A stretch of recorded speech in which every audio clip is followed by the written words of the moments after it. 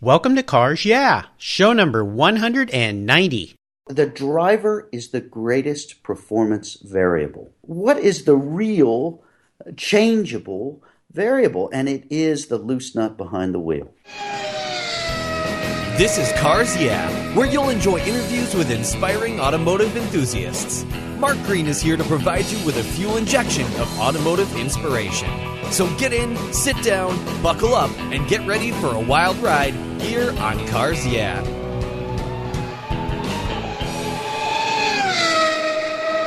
Have you turned your key and heard that dreaded tick, tick, tick, tick because of a dead battery? No worries. I've got the NOCO Genius Boost Jump Starter. This compact tool fits in your glove box and features rechargeable lithium battery technology that will start a dead battery in your car, boat, truck, or RV. It packs a whopping 12-volt, 400 amp starting power and can start up to 20 dead batteries on a single charge. Plus, it has built-in spark-proof technology with reverse polarity protection to safely jumpstart your vehicle. The compact, ergonomically designed clamps are solid copper for maximum conductivity, and there's a built-in ultra-bright dual LED flashlight with 7 modes, including an SOS emergency strobe. It's easily rechargeable with a USB outlet, and you can charge your smartphone or tablet while you're on the road. Works on any 12-volt lead-acid battery. The Genius Boost from NOCO is the ultimate emergency tool that's safe and easy to use. Quality design, state-of-the-art technology from NOCO, your battery care source since 1914. Get yours at geniuschargers.com.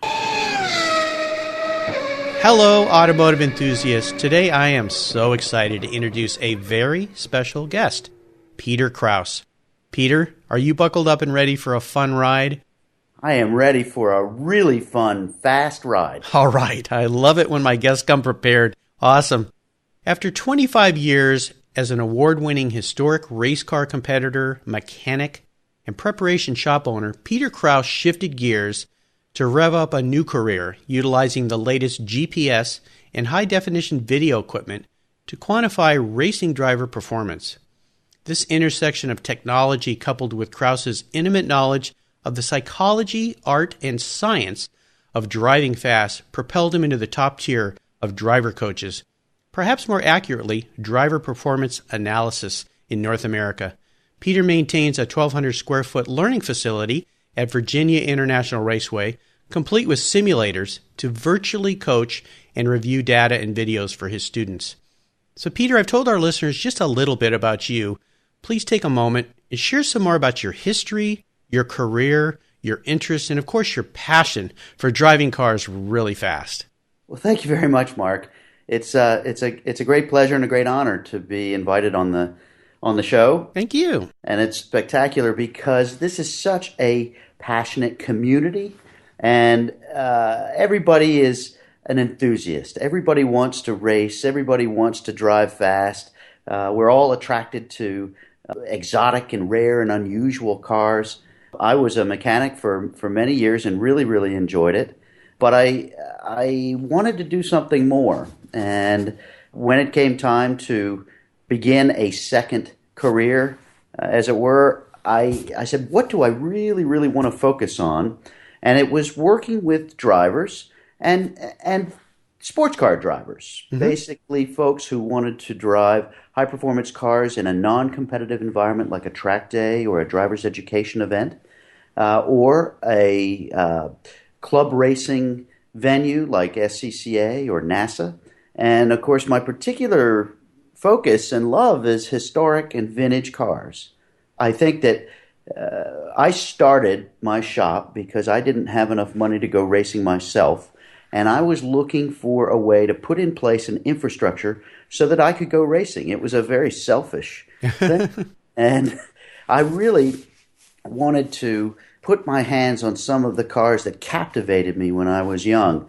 I would go to libraries and read the latest copies of Road and Track and Car and Driver and look at the beautiful Maseratis and the Ferraris that were coming out. And I said, I may not ever be able to afford one, but I want to be around them. I want to smell them, feel them, touch them. Yeah. And so when I came to North Carolina and started working on cars in a old Fiat dealership downtown among the tobacco warehouses. Oh, wow. Durham, North Carolina, I kept seeing these exotic cars all around town.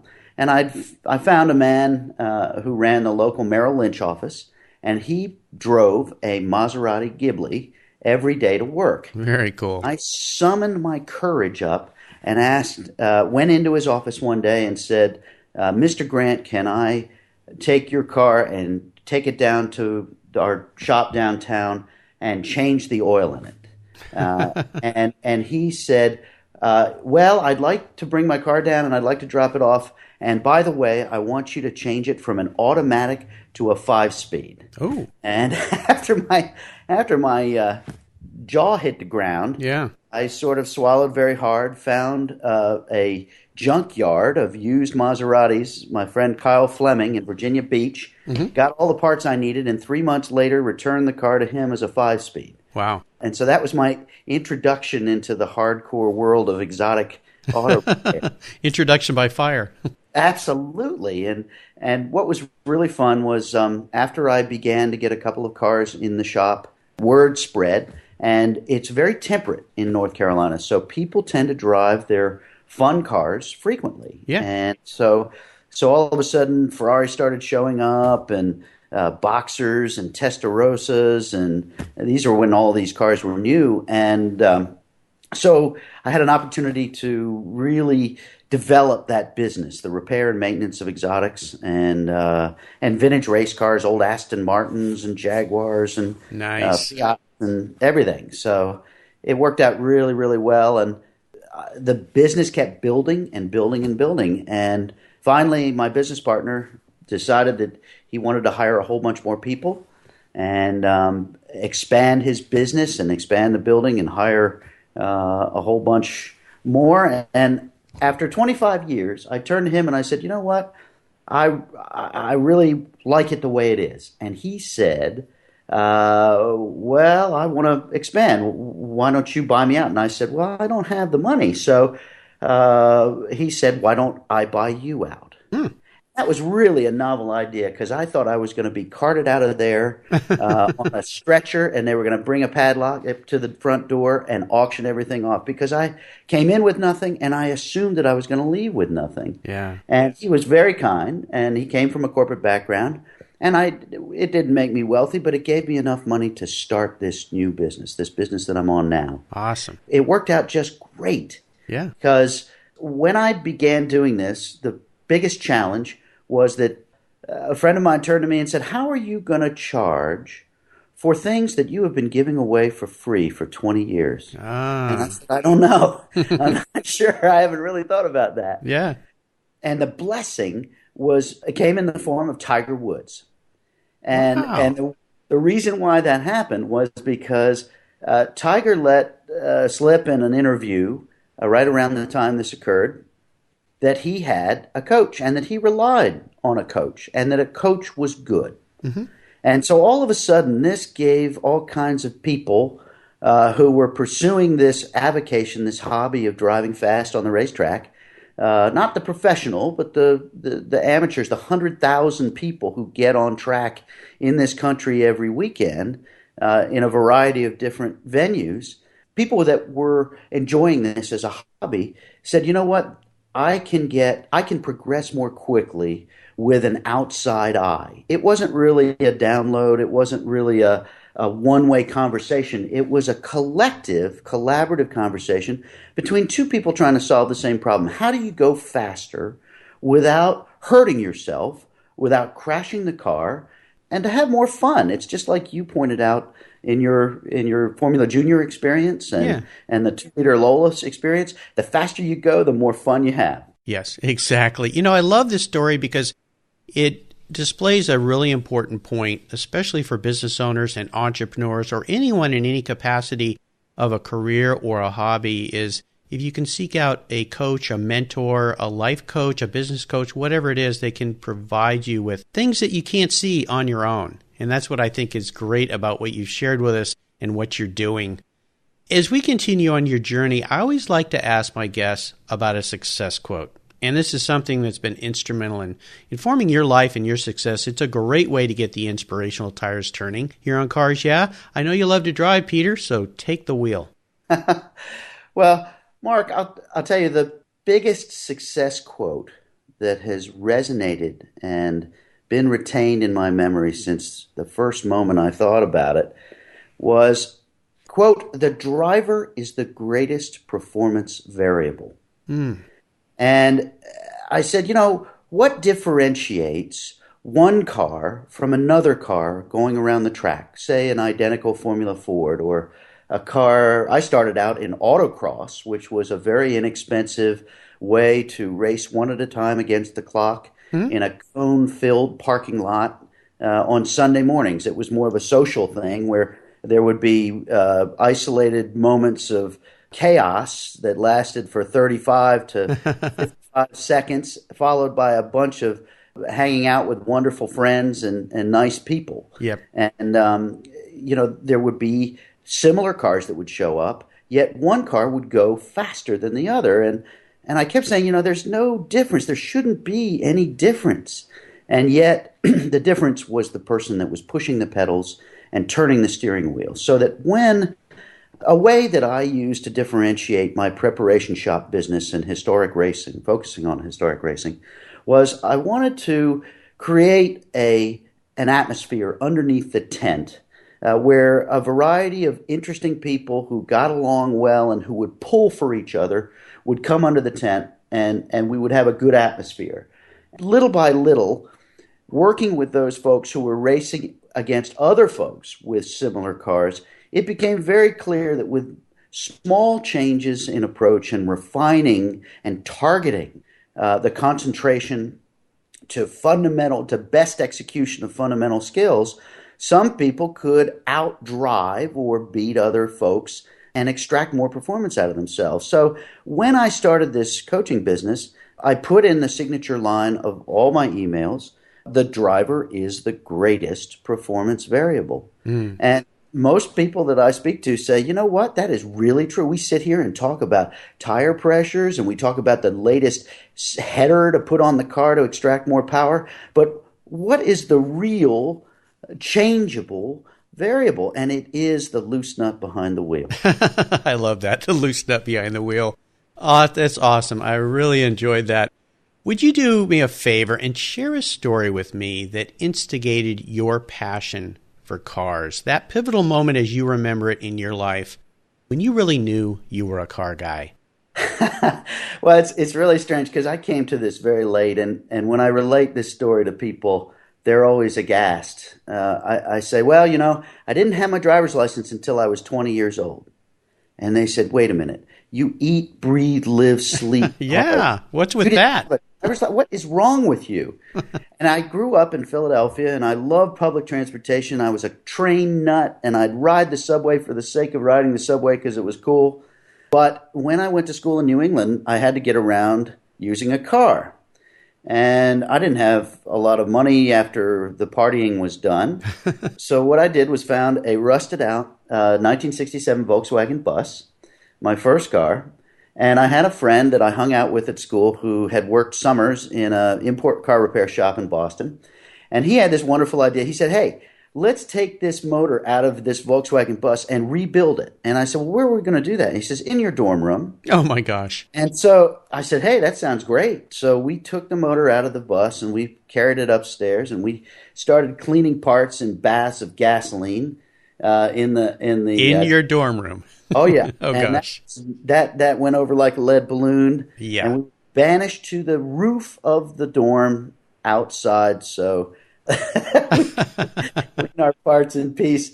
And I put the thing back together again and I put it in the car. And the proudest moment I ever had up to that point was we turned the key and the thing fired right up. And I was like, oh, my goodness, this is awesome. Yeah, yeah. And it might have been a very humble beginning. Uh-huh. I've had my hands in some of the most extraordinary cars ever made. And when I think back, that was the moment that it all coalesced and congealed in my head. This is what I want to do. Oh, fantastic. My son's in his junior year of college right now, and he's an RA, and I'll have to ask him. I wonder if he's had any trouble with kids building engines in their dorm rooms. That may be a first. Peter, what I'd love to do now is take a look at some of the roads you've driven down and crawl under the hood, get our hands dirty, which you certainly are not afraid of doing after that story about your college days. Would you share with us a huge challenge or even a great failure that you faced in your career? But the most important part of this question has to do with how you overcame that situation. And even more importantly, what did you learn from it? Well, it's very interesting because I think my greatest challenge was that I felt as though I tried to differentiate myself from other service providers who looked after rare and unusual cars in my market regionally by saying, I will do anything it takes to make sure that the car is as good as it can be. Mm-hmm. And so I would spend extraordinary amounts of time trying to get the car. The Italians have a wonderful saying. It's messa a punto. Mm-hmm. And what that is to bring to a point. Some of the old Ferrari tuning manuals have this messa a punto. And it's really not a thing. It's you start the car and the car runs perfectly. You gently tip in the throttle and the car moves off from rest smoothly without coughing and hiccuping. It's just where everything works right. Mm-hmm. And my problem was that I would go down rabbit holes and really get lost in trying to go the last 0.1% to make the car as perfect as I could. And then I turned around and I realized, there's no way I can charge this guy a week for setting up his carburetors on his 330. Sure. And so I think that the biggest challenge was that I didn't realize that I had to have something left over at the end of the day to keep going. I would have done it for nothing. I would have done my job for nothing. I'd still do my job for nothing. But I realized, thanks to my MBA-trained partner and my second business partner, who came in when I was on my last legs as a business owner about 11 years ago. And it must have been divine intervention because he walked through the door and he said, and I was all ready to quit. I was all ready to chuck it all in and tell my original partner, who was a great mentor to me, but who had lost interest in the business and lost faith in me, to chuck it, to just say, you know what, I can't make this work. Yeah. And my second business partner, Cecil Boyd, who's been a wonderful mentor to me. He's very gifted in areas that I'm not. He loves numbers. He loves processes. He's a very orderly thinker. I am not. And he came in. He said, "You pay me $10, and I'm going to do due diligence for 3 months and determine whether this business is worth saving." And I said, "Okay," because what else was I going to do? Right. And so he came in, and after 3 months, he said, "I think we can make this work." Wonderful. And he turned to me that January, 3 months later, and he said, "You have one job. We have a transporter going to 12 races, and your job is to fill the 72 spots or the 6 spots each in that transporter for 12 weekends, and that's your only job, is to get that transporter filled for 12 events this year." And I scratched my head and I said, "But that doesn't sound very fun." He said, "Oh, but you pick up the phone and you talk and you love that. So do it." And I got into it, and I generated excitement among a variety of people because I loved the events. I was familiar with the events. They were a wide variety of events, big showcase vintage events like the Hawk at Road America and Lime Rock Historic Festival on Labor Day. Mm-hmm. And then there were small events, comfortable events, the pig picking and oyster roast at Savannah, Georgia in December. And the Jefferson 500, which at that time was hosted by Brian Redman in May. And so he just said, "Look, we're going to strip you of all of the extraneous distractions you have, and we're going to put you in charge of getting one thing done that will ensure our success." Perfect. And so I was able to do that. And in 15 months, we turned around 12 years or 14 years of losses. And it turned into a really, really good thing. Oh, wow. Fantastic story. Thank you for sharing that. That is absolutely wonderful. Let's shift gears here and go to the other end of the spectrum. And you may have already shared that a bit with this story, but I'd love for you to share an aha moment in your career, a time when you realized that an idea or a concept that you came up with was really going to work, and tell us the steps you took to turn that aha moment into your success. I didn't really have the luxury of time or a lot of backing to get my current venture off the ground. And the difficulty with the current venture was that it was very technology centric. It required the purchase of the latest in computers and a number of relatively expensive logging devices and video recorders. Mm-hmm. And it required that I run the business efficiently enough so that I had something left over at the end of the day so that I could go forward, so that I could replace this equipment, move forward. But I was struck by something, again, that my partner said. She said, look, it's very simple. If there is no margin, you have no mission. Mm-hmm. And I said, you know what? I know what my mission is. So I want a margin. I need something left over at the end of the day because I want to do this so badly, and I want to do it so well that I have to be sufficiently successful in areas that I haven't paid attention to before. Mm-hmm. And so where the aha moment occurred was when I said, okay, I've got enough of a nest egg here that I can spend the money wisely, move forward. And 2 or 3 months later, I was at the racetrack every day, just putting myself in front of folks and shaking hands and saying, hey, look, if you need some help, I'm here. This is what the program is. In the beginning, I started out charging not much money to a whole bunch of people. And it ran me ragged, and the people that were hiring me weren't getting what they wanted. And then I cut it down and raised the prices. Then I cut it down and raised the prices until finally I was charging what I thought was a lot of money for what I was doing. But the aha moment was people were saying, you know what, the reason I'm coming to you is because I've had coaches, I've had instructors before, and they stand on the corner of the racetrack with their clipboard, and they write things down. And how many times can I listen to more gas, less brake? or how many times can I hear, you got to hit the apex? Yeah. I need more than that. And I was able to give them more than that.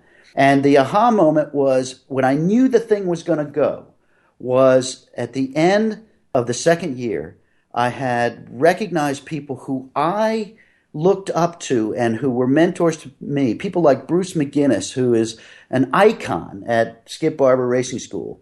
And a number of other people come up to me and say, you know what, you've really got this thing down, and this is something very special, and this is something that nobody else is doing, and this is the future.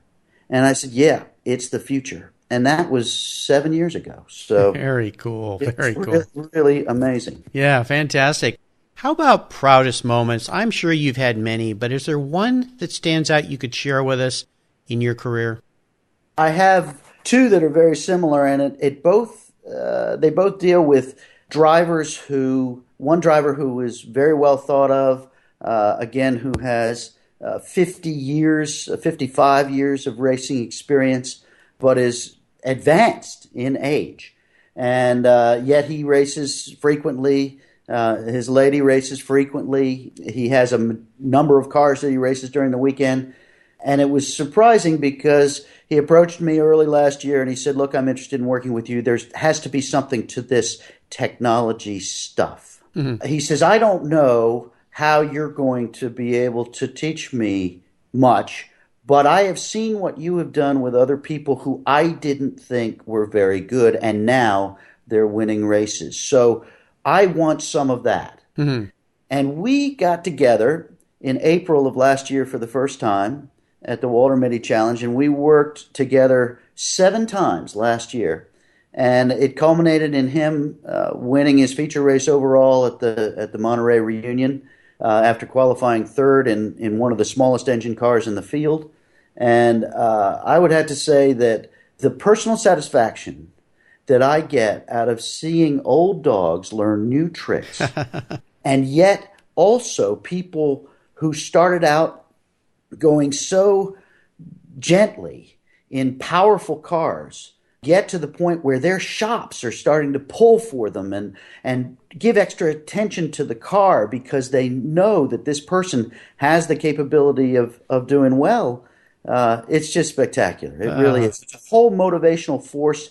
A rising sea floats all boats. And so all of a sudden, everybody, the shop owner, the prep, the guy who's doing the mechanic, even down to the guy who's checking the tire pressures, is pulling for this driver.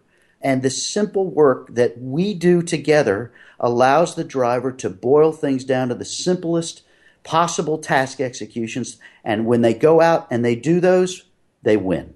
Wonderful. Very rewarding. That's awesome. Let's have a little bit of fun here. Would you share with me your first really special car? And perhaps you have a memory about that vehicle you could include.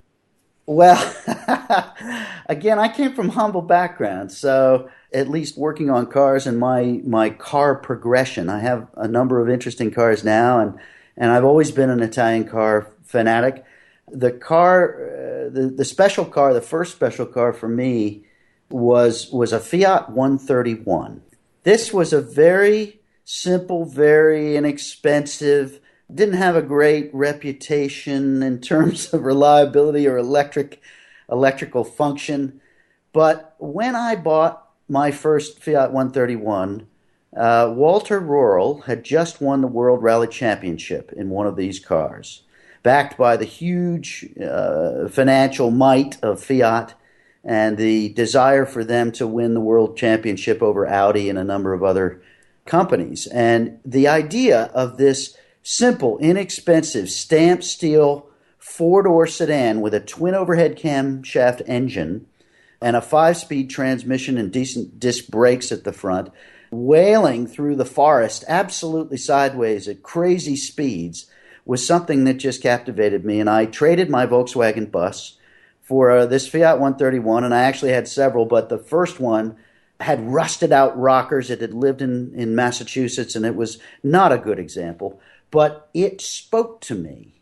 And I used to drive that car at speeds, that make me shudder now. But but I loved that car and the noise that it made and the feeling it made, and I could relate to what I was seeing on the television screen when Walter Röhrl was blasting through the forest, and Michelle Mouton, who was the most beautiful, fast lady in the world, was driving one of these, and she was who I had a crush on. And so it was really, really cool. And here I was driving a car just like theirs. Yeah, very cool. Those cars are interesting because they've got that boxy shape of the 510, the 2002, very much those same simple lines, yet they went on to such greatness in racing provenance. So they did, and it's funny because I had a 2002 Ti after that, and I really, really enjoyed that car. That's a car that got away for sure. But those sedans were really, really fun. Yeah. Would you say, when we move to this next question about seller's remorse, is that TII the one that got away that you wish you could have back in your garage? No. No? Oh, there's another one. Okay.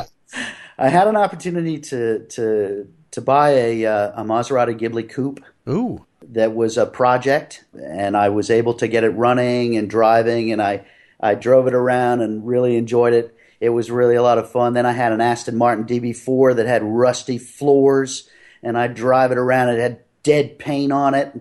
And then I had an Aston Martin DB24 Mark III. Oh, my gosh. The 24 Mark III was owned by a Duke student who came down, and he made me a deal to sell it to me, and I paid him part of the money and drove it for, 15 months, and he decided in the middle of the deal that he wanted the car more than he wanted the rest of my money, and so he took it back, and I missed that car. Yeah. Boy, you've had some nice machinery in your garage. How about current projects? Is there something you're working on today that really has you excited and fired up? In terms of car projects, I have a couple of wonderful small displacement cars. I have a Giulietta Spider Veloce race car that's been a race car since new, and I'm sort of gently putting that back together to try to reintroduce into VSCCA, Vintage Sports Car Club of America competition in the Northeast. And then I have a car that I've owned for over 30 years, a Fiat Abarth Alemano Spider. Oh, wow. And I love little cars. My first race car was a Fiat 850 Spider. And the reason why it was my first race car was because I worked in a Fiat dealership, and the Fiat dealership had been around so long that I could walk into the back of the parts department and pick off the shelves almost everything new I needed to build my first race. Oh, how nice. And that was really helpful. But the Alemano Spider I've had for a little over 30 years.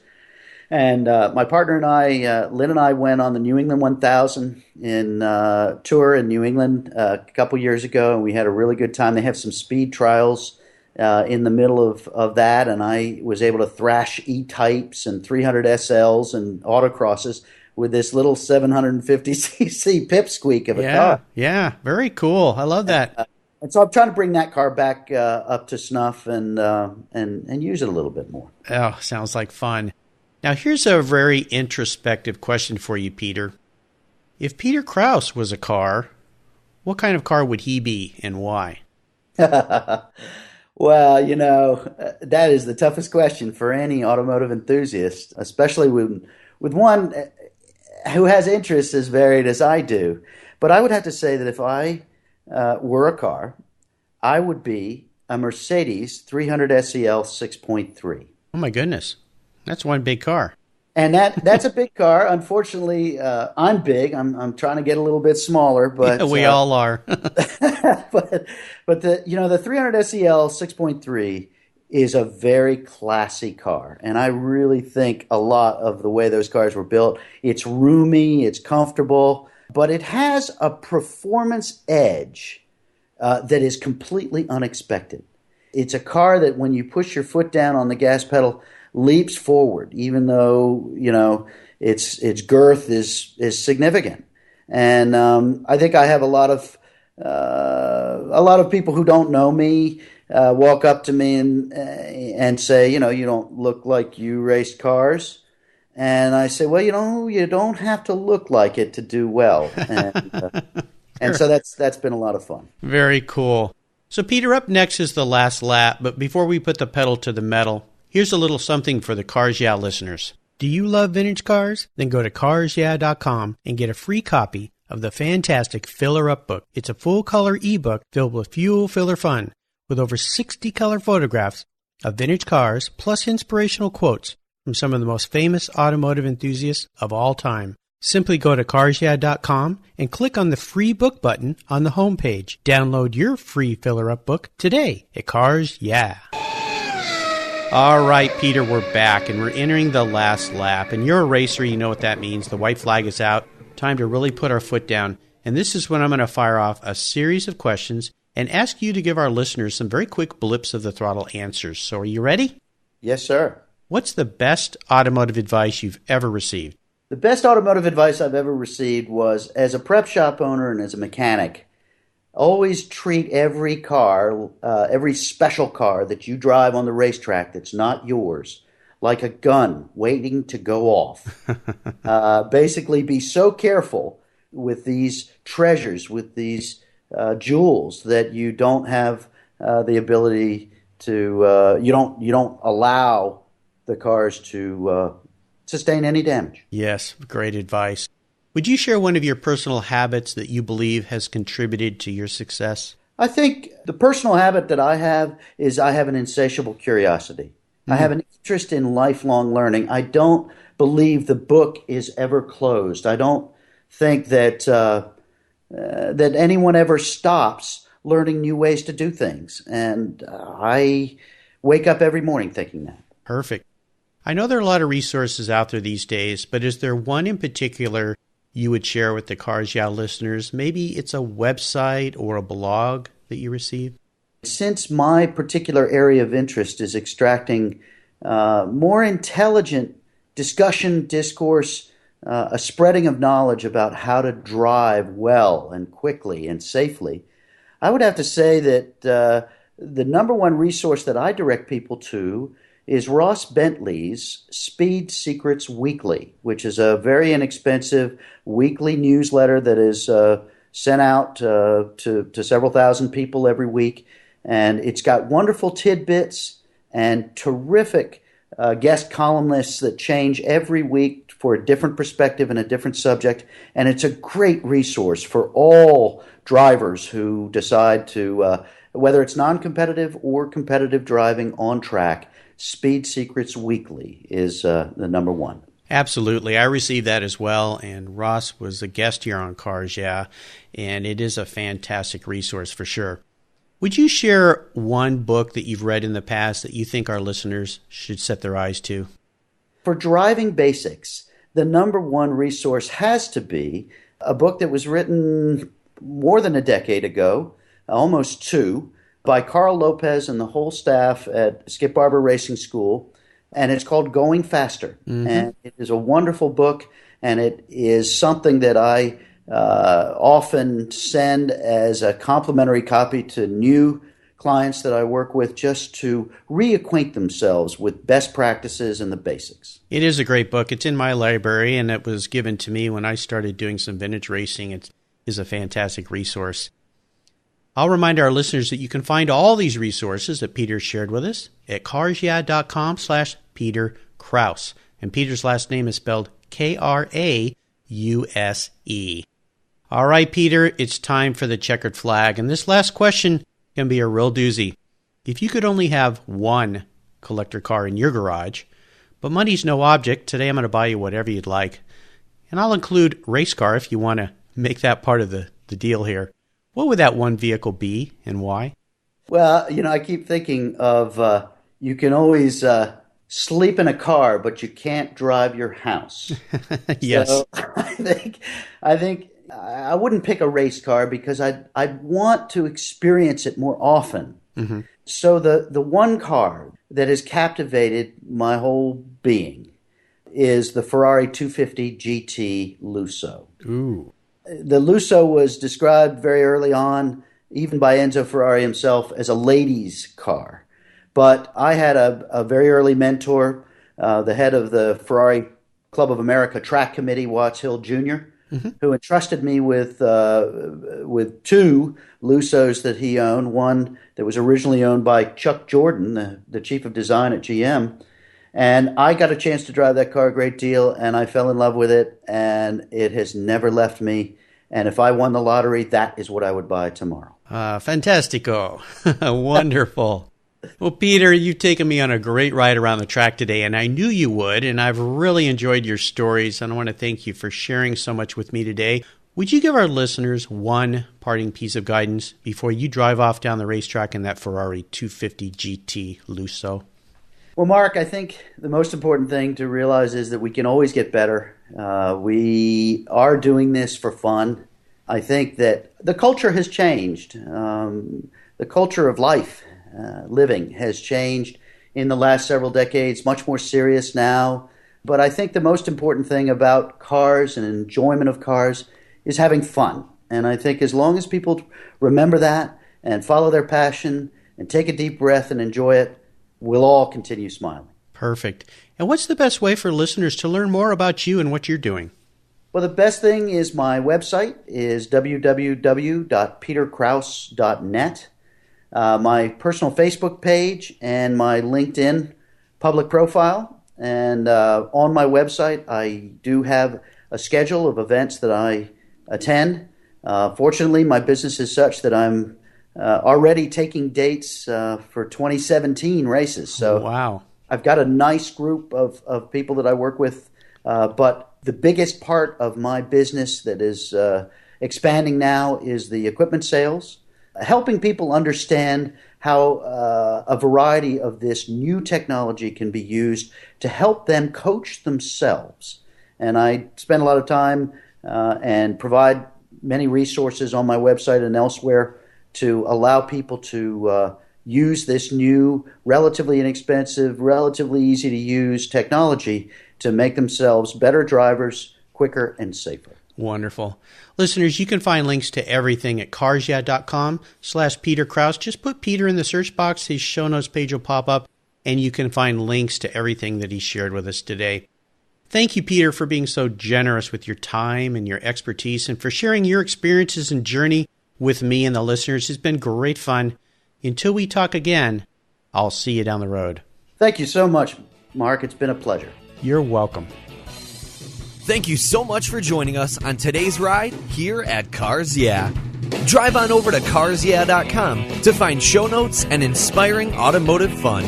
Download your free copy of Filler Up, a fun book filled with gorgeous photographs of fuel filler fun, including quotes from more inspiring automotive enthusiasts. Download your copy today, and we'll see you next time on Cars Yeah.